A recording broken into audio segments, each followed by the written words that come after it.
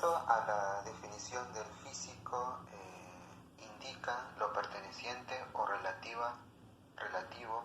a la constitución corporal, es decir, que hace referencia a lo exterior de un objeto, en este caso a una persona. A partir de estos conceptos teóricos, puedo afirmar que las características físicas son aquellas cualidades exterior de un animal humano, las cuales sirven para diferenciarlo.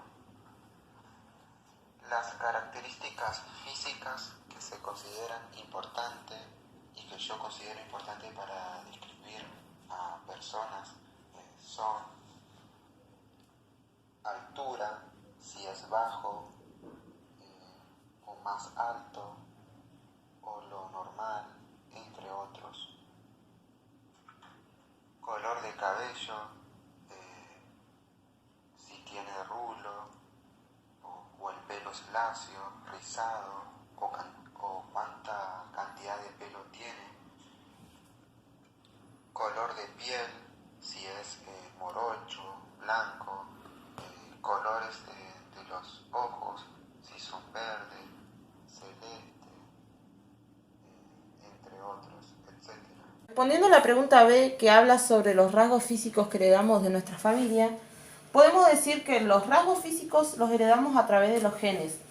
Nuestros padres contribuyen en la determinación de nuestra apariencia transmitiéndonos el material genético. Nuestros genes, en realidad, contienen mucha más información de la que vemos. Por lo tanto, el conjunto de los rasgos físicos se denominan fenotipos, que son los rasgos que diferencian a cada persona. Y el conjunto real que incluye la información genética es el genotipo. Las características que podemos heredar de nuestros padres son el color de los ojos, el tono de la piel, el pelo en forma y color, los rasgos faciales. Está comprobado también que la inteligencia se hereda por parte de la madre, solo un 50%, el resto influye en la educación, en la formación que tengan, en el ambiente que crezca, etc. Estas características se determinan según los alelos que contengan cada gen, ya que estos determinan la manifestación concreta de ese gen. Estos alelos pueden ser de carácter dominante o recesivo.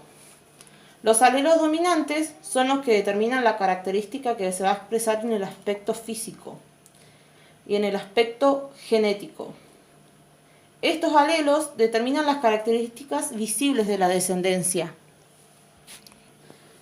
Los alelos recesivos, en cambio, pueden estar presentes pero no manifestarse en la descendencia, ya que estos no determinan la presencia de características. Estos solo se pueden manifestar si ambos progenitores, la madre y el padre, lo transmiten a su descendencia. Un ejemplo de alelo dominante y alelo recesivo es el color de los ojos. El color marrón es dominante respecto a los colores claros, celestes o verdes. El pelo rizado es dominante respecto al pelo liso. Las orejas con lóbulos son dominantes respecto a las sin lóbulos. Estos aspectos son los recesivos, no se manifiestan en la descendencia. Por último, la herencia genética es la base de quienes somos, pero no todo lo que nos conforma. Aunque el ADN de nuestros padres esté presente en nosotros, hay otros factores que influyen en nuestro crecimiento, como por ejemplo el entorno, las personas que nos rodean, el ambiente, la educación que recibimos y otros factores que influyen a la hora de formarnos. Las células humanas contienen dos grupos de cromosomas, uno heredado del padre y otro de la madre.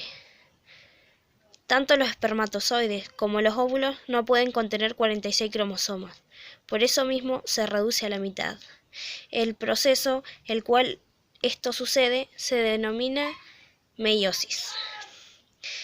El ADN se condensa dando lugar a los cromosomas y estos se van a mezclar entre sí. A esto se lo llama recombinación. Los centriolos se van al extremo. de la célula y comienzan a sacar fibras llamadas microtubos. Al finalizar esto, la membrana desaparece, dejando libres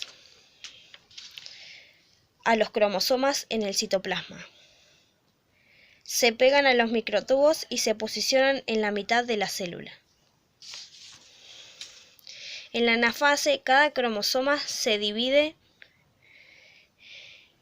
en cromátides y se acercan poco a poco a los centriolos. En la telefase, los cromátides alcanzan los centriolos y aparece la membrana celular. Y aparecen dos núcleos. Luego el citoplasma se divide en dos y forma dos células con la misma cantidad de cromosomas que el original, con 46 cromosomas. La meiosis 2 ocurre lo mismo, el mismo proceso. Sin embargo, en la última fase, se va a dividir, pero la célula se convertirá en haploide, ya que no contendrá la misma cantidad de cromosomas, sino tendrá la mitad. Estas células haploides son los espermatozoides y los óvulos, y cuando ocurre la fecundación, la mitad del material genético lo aportará el espermatozoide y la otra la mitad del óvulo. Cuando se junten obtendrán una célula diploide, ya que esta contendrá 46 cromosomas, derivado de ambos padres.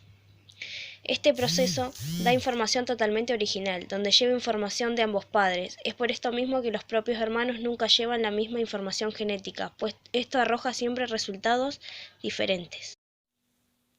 Los expertos afirman que la herencia genética influye en un 60% de la personalidad del individuo. Sin embargo, subrayan la importancia de los factores ambientales para que los rasgos heredados se expresen.